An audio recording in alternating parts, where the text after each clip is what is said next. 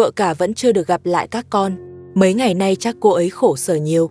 Hôm nay Nhiếp Ảnh Gia đặc biệt mang đồ ăn vặt cho bọn trẻ. Con gái cả vẫn ngoan như mọi khi. Cô bé cảm ơn Nhiếp Ảnh Gia, rồi cầm đồ ăn đi tìm Abu. Abu đặt cô con gái nhỏ xuống, rồi quay đi làm việc khác. Con gái cả mở đồ ăn vặt ra, chia cho em gái. Đúng lúc con gái cả đang chia đồ, Abu lại đi tới. Anh lấy hết đồ ăn về, rồi mở ra xem thử, xem trong đó có gì. Xem xong, anh chia cho mỗi đứa một cái bánh. Abu cũng ăn luôn, trong khi đó là đồ người ta mua cho trẻ con. Vậy mà anh vẫn ăn được. Ăn xong chiếc bánh, anh cho hết đồ còn lại vào túi, rồi đem cất vào tủ lạnh. Anh dặn con gái cả, nếu không có sự cho phép của anh, thì không được tự ý mở tủ lạnh lấy đồ ăn. Abu làm cha như vậy thật không ổn, còn dành đồ ăn với con nữa. Chỉ mong anh cảnh sát sớm tìm được vợ cả.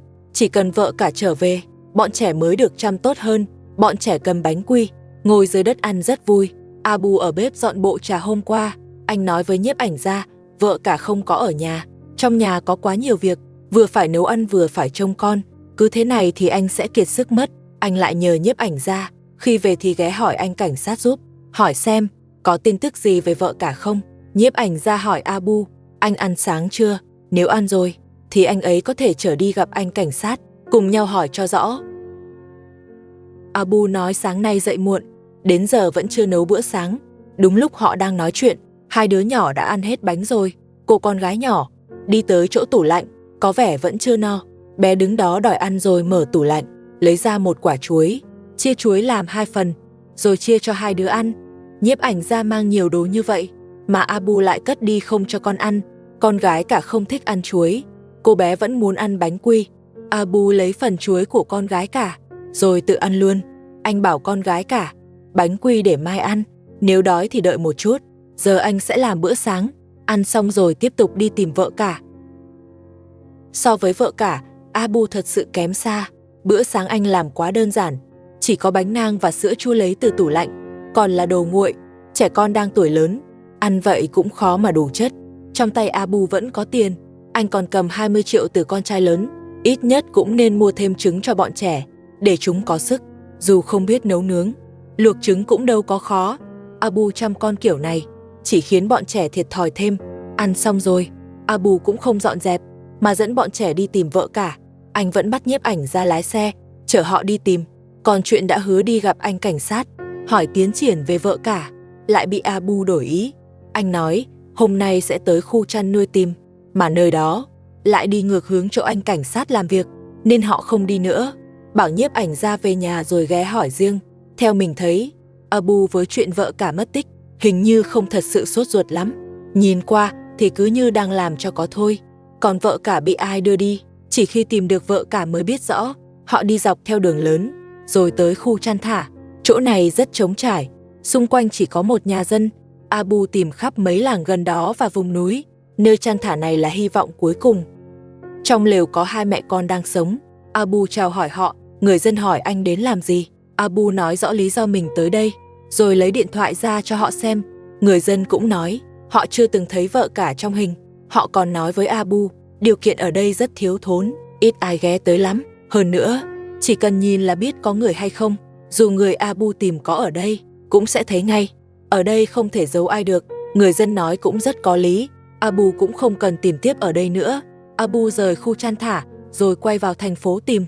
Anh bắt đầu hỏi tin vợ cả ở mấy cửa hàng, vì chỗ này đông người qua lại, biết đâu sẽ có manh mối. Bà mẹ chồng đi chợ mua vài thứ để làm chổi, bị Soja nhìn thấy. Soja chạy tới hất mấy thứ đó xuống. Bà mẹ chồng hỏi có chuyện gì, sao lại đem về làm, rồi còn làm rơi hết vật liệu thế này. Soja nói, trong nhà có một cái chổi là đủ rồi, mua nhiều vậy làm gì, lại còn định làm thêm chổi, làm ra nhiều chổi quá, chỉ khiến tôi phải cầm chổi đi quét thôi, nên tôi sẽ vứt hết mấy thứ này. Asima bảo Soja bỏ xuống, nói mấy thứ này là cô nhờ bà mẹ chồng mua. Soja nói, càng là cô nhờ mua thì càng phải vứt. Soja đúng là thích gây rắc rối. Mua vật liệu làm chổi vốn là chuyện tốt, vậy mà Soja lại tới phá ngang. Cô ta đúng kiểu rảnh quá sinh chuyện. Cô ta nhặt lại vật liệu dưới đất, rồi nói với Nasima, hôm nay cô ta nhất quyết vứt cho bằng được. Nhiếp Ảnh Gia chỉ khuyên một câu thôi, Soja lại ném giày về phía anh ấy. Bà mẹ chồng tức quá mắng Soja một câu, Soja liền lao tới gây sự với bà mẹ chồng. Tình hình lúc đó rất căng. Nashima sợ bà mẹ chồng bị đau nên kéo Soja ra chỗ khác, rồi nói với Soja, bà mẹ chồng lớn tuổi rồi, cô đừng làm mọi chuyện rối thêm nữa. Nếu bà ấy có chuyện gì, sau này cô cũng phải có trách nhiệm. Soja nói dựa vào đâu tôi phải lo, bà mẹ chồng mà mệt thì cô tự lo đi. Soja thấy Nashima đi vào kho, cô ta cũng lén đi theo, muốn đóng cửa kho lại, không cho Nashima ra ngoài. Nhiếp ảnh ra lập tức nhắc bà mẹ chồng chạy tới giúp, nhờ vậy mới kịp ngăn lại. Soja lại gây sự với bà mẹ chồng. Cô ta nói, trong nhà chỉ có bà biết làm chổi, nên cô ta muốn cản bà làm chổi. Nhà không có chổi nữa, thì cô ta khỏi phải quét dọn. Nashima bảo Soja để vật liệu xuống. Cô nói, cô không muốn quét, thì cũng không thể vứt đồ được, mà. Soja nói, chỉ cần vứt hết, thì khỏi phải lo chuyện quét dọn nữa, chỉ để khỏi quét sân, mà cô ta nghĩ đủ cho. Nashima nói, sau này sân bẩn cô sẽ dọn, chỉ cần Soja đưa vật liệu lại đây. Soja nói không được, cô ta nói Nashima đang lừa mình. Rồi Soja quay người đi ra ngoài, muốn đem vật liệu làm chổi đi vứt. Nashima kéo cô ta lại, rồi giằng co với cô ta. Soja đứng trên tường làm chuyện không hay, đúng lúc bị bà mẹ chồng nhìn thấy. Bà mẹ chồng nhân cơ hội đó dạy dỗ Soja, bảo Soja xuống dưới. Soja bảo bà mẹ chồng tránh ra, đừng làm phiền cô phơi đồ. Nhưng bà mẹ chồng nhất quyết không đi, cứ đứng đó nói mãi với Soja. Soja bị tác động cho không làm tiếp được, đành nhảy xuống, rồi quay ra gây chuyện với bà mẹ chồng. Nashima kéo Soja ra, không cho Soja làm bà mẹ chồng bị đau. Ông bố chồng cũng tới. Ông hỏi sao Soja cứ gây sự với bà mẹ chồng. Soja nói, cô chỉ đứng trên tường phơi đồ thôi, là bà mẹ chồng đứng dưới làm cô mất tập trung. Soja còn ném cây chổi về phía nhiếp ảnh ra. Cô nói anh nhìn thấy, mà không giúp gì hết. Ông bố chồng thì tất nhiên bảo vệ bà mẹ chồng. Ông đẩy Soja ra chỗ khác, rồi gọi mọi người tới giữ cô ta lại. Soja vẫn không phục, cô chẳng biết than với ai, nên quay sang trút giận lên nhiếp ảnh ra. Cô lại ném giày về phía anh ấy, nói nhiếp ảnh ra cùng phe với họ. Vừa rồi rõ ràng bà mẹ chồng làm cô khó chịu, mà nhiếp ảnh ra cũng không nói giúp cô, nên cô mới bị cả nhà trách mắng. Soja lại cầm giày lên, tiếp tục ném về phía nhiếp ảnh ra. Nashima nói với cô ta, chuyện này không liên quan gì tới nhiếp ảnh ra, không được đối xử với anh ấy như vậy. Ông bố chồng cũng nói Soja đang quá đáng, nhiếp ảnh ra có làm gì cô đâu, bảo Soja đừng làm mọi chuyện rối thêm. Nhưng Soja không nghe, cô vẫn tiếp tục ném giày về phía nhiếp ảnh ra, còn ném liền 2 chiếc. Khi Soja định ném tiếp, bà mẹ chồng chạy tới ngăn lại. Soja tiếp tục ném đồ về phía nhiếp ảnh ra. Cô nói, anh thấy cô bị làm khó mà không giúp, chỉ biết đứng về phía ông bố chồng họ, sau này không cho nhiếp ảnh ra quay nữa. Nashima nói, rõ ràng là tụi tôi đang ngăn cô lại, sao cô cứ kiếm chuyện với nhiếp ảnh ra? Giờ cô muốn đuổi nhiếp ảnh ra đi, không cho anh ấy ghi lại cuộc sống của cô nữa. Soja vừa ném giày về phía nhiếp ảnh ra, vừa cãi qua cãi lại với mọi người. Nhìn thì như thể Soja chẳng sợ gì, nhưng trong lòng chắc cũng hoảng lắm. Cô sợ bị ai làm khó, nên mới cố làm lớn chuyện để tự trấn an.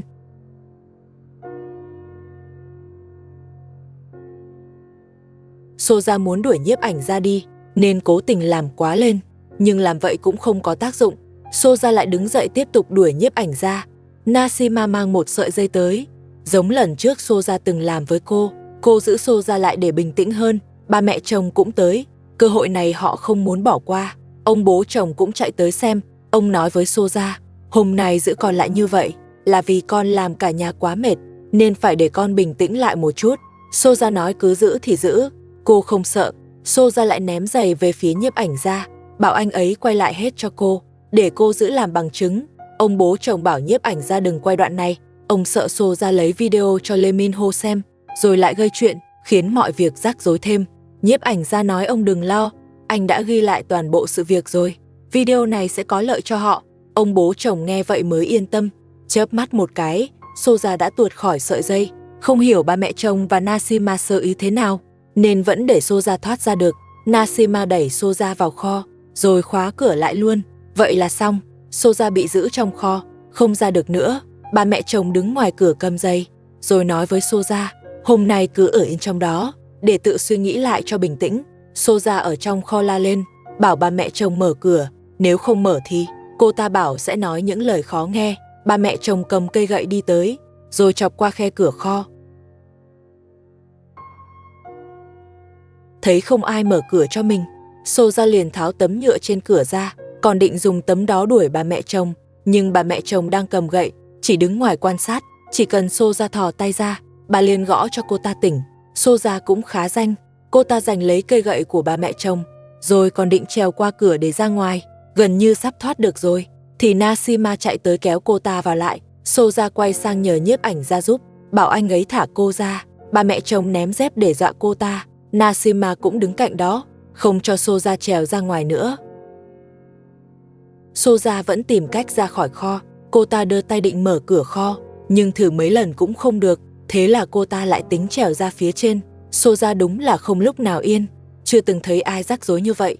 Nhìn như Soja sắp trèo ra được rồi, bà mẹ chồng cầm gậy chạy tới. Soja thấy vậy liền lùi vào trong. Nhân lúc bà mẹ chồng sơ ý, Soja giật lấy cây gậy, rồi ép bà mẹ chồng phải mở cửa. Cô ta nói, nếu không mở, đợi cô ra được ngoài, cô sẽ gây chuyện tiếp, còn tính trả đũa nữa. Nhưng bà mẹ chồng nhất quyết không mở. Bà nói sẽ để Soja ở trong đó qua đêm. Soja bắt đầu hoảng, cô ta thò tay định kéo bà mẹ chồng, không ngờ lại bị bà mẹ chồng giữ chặt. Bà còn cắn vào tay Soja. Soja đau quá la lên ầm ĩ.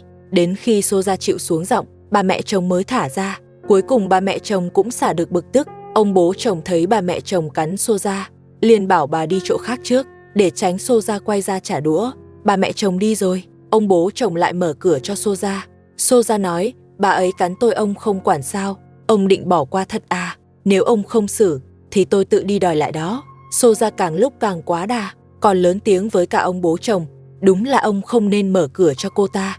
Vừa ra khỏi kho, Soja lại quay sang kiếm chuyện nhiếp ảnh ra. Cô nói, anh không chịu mở cửa cho cô. Nashima chỉ vào ông bố chồng nói, đã bảo đừng thả Soja ra mà, thả ra là nhà lại dối ngay.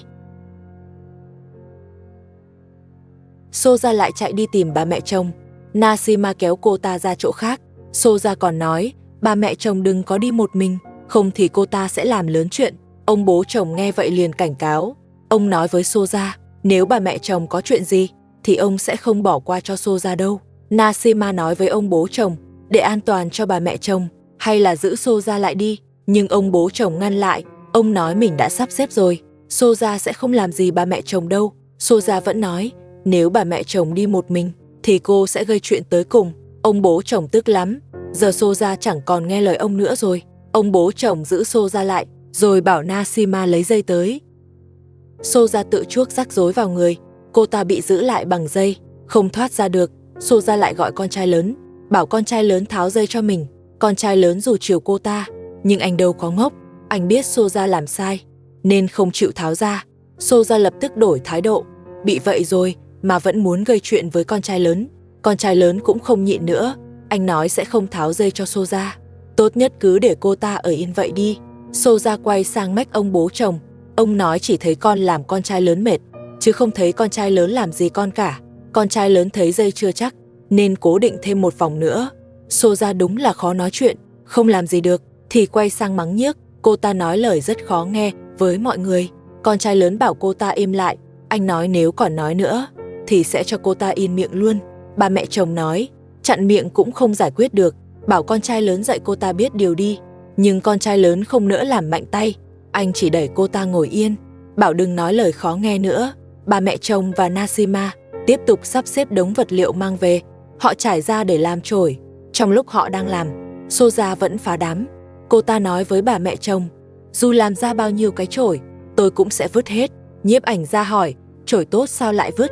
Soja ném dép về phía anh ấy, bảo anh đừng xen vào. Giờ Soja nhìn ai cũng thấy khó chịu, không biết có phải cô ta lại lên cơn.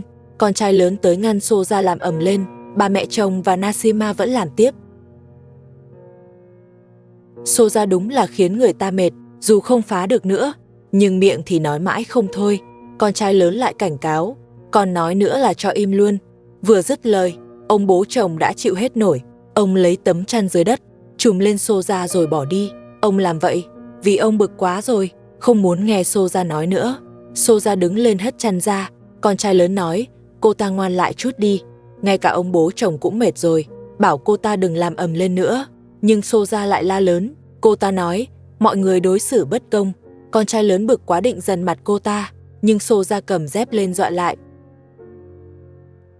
Cô ta cứ chạy khắp nơi kiếm chuyện, như để chứng tỏ mình có mặt vậy. Biết ai dễ bắt nạt thì lại quay sang chọc người đó.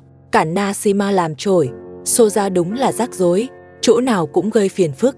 Con trai lớn có can thiệp một chút, nhưng cũng chỉ làm cho có. Dạy dỗ xong, con trai lớn lại tháo dây cho Soja. Thế là xong, không còn bị giữ lại nữa. Soja càng làm tới hơn. Cô ta còn nhặt dây lên, định giữ Nashima lại. Đúng là con trai lớn, không nên tháo dây cho cô ta. Đáng lẽ phải để cô ta yên một lúc, cho cả nhà được thở, đỡ phải rối liên tục. Nhưng con trai lớn chỉ kéo Soja ra, không xử lý triệt để. Cách làm của con trai lớn lại càng khiến Soja được đà làm quá, càng ngày càng không coi ai ra gì. Soja ngồi bệt xuống làm ầm ĩ, cứ như đang diễn trò vậy. Ông bố chồng cũng bó tay, vì tiếng ồn quá lớn, làm hai bé song sinh đang ngủ bị thức giấc. Soja mới chịu dừng tạm. Cô ta vào phòng khách trông hai bé. Nhiếp ảnh gia cũng đi theo vào. Soja lại bắt đầu khó chịu với anh ấy, không cho anh ấy quay nữa. Cô ta đứng dậy đuổi anh ấy ra ngoài. Nhiếp ảnh gia đành ra ngoài quay. Soja còn cầm gối xua đuổi tiếp, nhất quyết không cho quay. Không biết cô ta lại muốn tính gì đây. Con trai lớn bảo Nashima dọn dẹp kho. Nashima hỏi dọn kho làm gì. Con trai lớn nói chỉ cần dọn xong, anh sẽ có cách để Soja ở yên trong đó, không ra ngoài gây chuyện nữa. Bà mẹ chồng nói muốn để Soja ở kho thì phải dọn hết đồ trong kho ra trước, nếu không cô ta sẽ làm hỏng hết mọi thứ trong đó. Đúng lúc mọi người đang bàn, Soja từ phòng khách đi ra. Chắc là cô ta nghe hết rồi. Soja làm loạn lên. Cô ta cầm chổi dọa con trai lớn, nói mình sẽ không ở trong kho đâu. Bà mẹ chồng nói ngày nào cũng gây chuyện thì nên để cô ta ở yên một chỗ. Soja lại quay sang gây sự với bà mẹ chồng. Cô ta nói nếu dám nhốt mình vào kho thì cô ta sẽ làm chuyện xấu. Con trai lớn tức đến mức bật lại. Anh hỏi ông bố chồng, ông nhìn đi, sao lại để Abu cưới người như vậy chứ? Lúc trước sao mọi người đồng ý cho họ ở bên nhau? Người như vậy sống sao nổi? Anh cũng muốn ly hôn. Soja nói mình đang mang thai. Abu đã chuẩn bị xong. Hôm nay nhiếp ảnh gia tới. Abu và bọn trẻ đã ăn sáng rồi. Gặp nhiếp ảnh gia, anh nói hôm nay anh không đi tìm vợ cả nữa, vì anh đã tìm hết những chỗ có thể tìm quanh đây rồi. Giờ chỉ còn chờ tin từ anh cảnh sát thôi. Nhiếp ảnh gia nói với anh hôm nay trên đường tới đây đã ghé gặp anh cảnh sát. Anh ấy nói họ vẫn đang tìm vợ cả, nhưng vẫn chưa có tin gì. Anh cảnh sát bảo cứ yên tâm, họ sẽ tăng người để tìm tiếp, tin là sớm thôi sẽ tìm được. Abu nói lúc đầu vợ cả mất tích, anh cũng khá lo, nhưng lâu dần lại không còn lo như trước. Nhiếp ảnh gia hỏi vì sao. Abu nói vợ cả không có tiền, người xấu có giữ cũng chẳng được gì. Đợi thêm thời gian, dù mình không đi tìm, họ cũng sẽ thả vợ cả ra thôi. Abu còn nói anh đã nghĩ thông rồi, thay vì ngày nào cũng đi tìm vợ cả, anh thả dẫn bọn trẻ đi tìm việc làm, ít ra còn kiếm được tiền, lo được chi tiêu mỗi ngày. Nhiếp ảnh gia hỏi Abu, anh không phải có 20 triệu rồi sao? Abu nói số đó anh đã cất đi rồi, để sau này đưa cho vợ cả lo tiền thuê nhà, rồi hai người sống yên ổn lại. Abu thật sự đã thay đổi, anh đã ly hôn với Soja rồi, giờ chỉ còn vợ cả thôi. Mong vợ cả sớm được anh cảnh sát tìm thấy, để về sống bình yên với Abu. Nếu được như vậy, vợ cả coi như cuối cùng cũng đỡ khổ. Abu nhờ nhiếp ảnh gia chở họ tới nông trại. Phía xa có một nhóm công nhân đang làm việc. Abu nói anh sẽ qua hỏi chủ trại, xem có tuyển người không. Nói xong anh dẫn các con đi về phía đó. Abu hỏi công nhân có cần người không. Họ bảo anh đi hỏi chủ trại, còn chỉ luôn vị trí của chủ trại. Abu cảm ơn rồi rời đi, dẫn bọn trẻ tới chỗ chủ trại. Abu gặp được chủ trại và chào hỏi, anh xin được ở lại làm việc. Chủ trại đồng ý, nhưng cũng nói rõ anh có thể làm ở đây, nhưng không được vì mang theo hai đứa nhỏ mà ảnh hưởng công việc. Abu bảo chủ trại yên tâm, anh nói dù có con đi cùng, anh vẫn sẽ làm việc đàng hoàng. Nói xong chủ trại đưa dụng cụ, bảo anh bắt đầu làm luôn. Abu dặn con gái lớn trông em giúp, đừng để em chạy lung tung, vì anh phải đi làm rồi. Abu đưa các con ra ngoài làm việc vặt. Chủ nông trại dặn anh trông chừng bọn trẻ, đừng để tụi nhỏ bị đau. Nói chung là ông chủ nông trại này cũng khá tốt, không vì Abu dẫn con theo làm mà đuổi anh đi. Đúng mùa thu hoạch rồi, đậu nành ngoài ruộng đã chín, vì không có máy gặt lớn nên chỉ có thể thu hoạch thủ công. Cũng nhờ vậy người như Abu mới có cơ hội kiếm tiền. Nhìn qua thì thấy ruộng đậu này năng suất không cao lắm, mỗi cành chỉ lác đác vài quả, nhưng nhìn xa cũng phải mấy trăm mẫu đậu nành, chỉ dùng sức người để thu hoạch thì phải mất vài ngày mới xong. Abu gặt xong chỗ trước mặt, rồi gom lại thành một đống, sau đó sắp xếp hai đứa nhỏ, cho tụi nhỏ ngồi chơi ở chỗ trống, rồi anh qua chỗ khác làm tiếp. Abu đúng là đã thay đổi nhiều hơn trước, chịu ra ngoài làm thuê đã là khá rồi, mong là anh thật sự tốt lên. Chuyện hôm nay Abu đi làm, nếu vợ cả biết được, chắc cũng sẽ vui lắm. Abu làm thêm một lúc, rồi ngồi nghỉ cùng các con ngoài bờ ruộng. Chủ trại mang nước của mình, đưa cho Abu, bảo chia cho bọn trẻ uống. Bọn trẻ cũng khát thật, đứa nào cũng uống khá nhiều.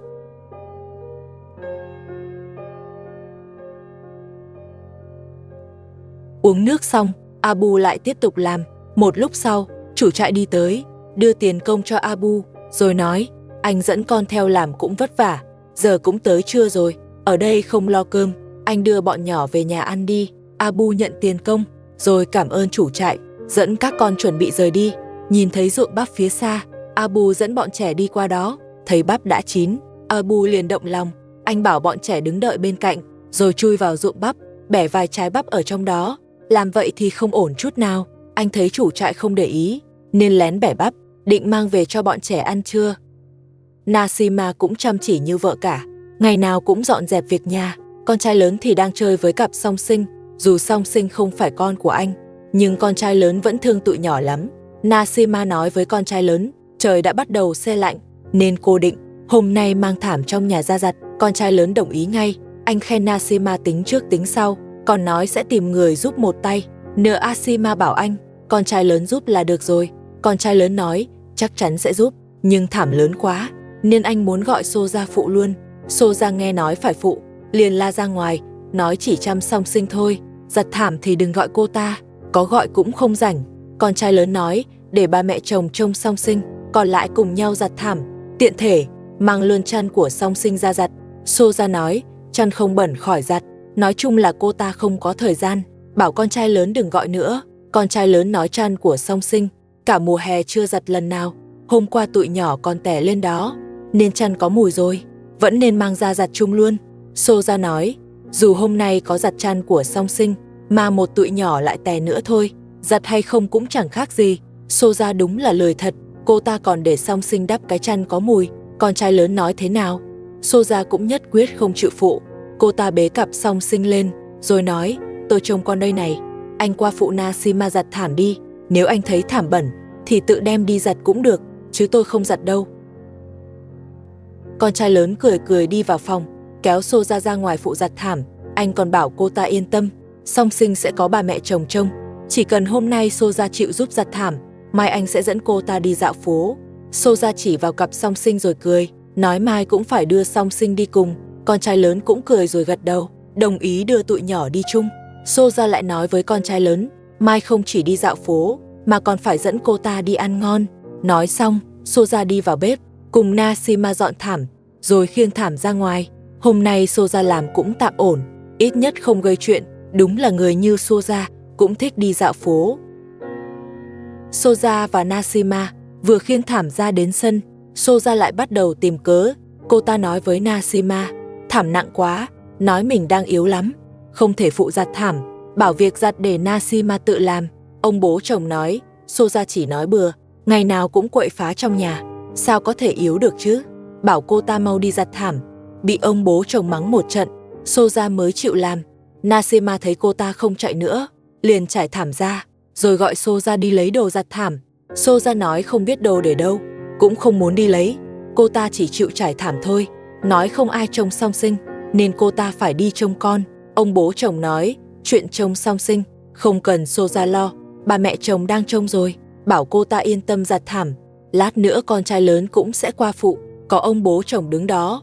Soja cũng không trốn được, cô ta làm qua loa lên tấm thảm, rồi còn đá nhẹ mấy cái. Ông bố chồng thấy vậy, bảo cô ta đi lấy vòi nước. Nasima cũng mang thùng thiếc ra, để đựng nước, làm vậy giặt thảm cũng tiện hơn.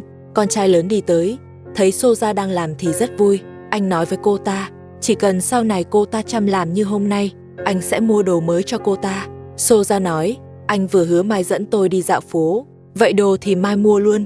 Con trai lớn nói, mai chắc chắn dẫn cô ta đi chơi, nhưng đồ thì để sau hãy mua.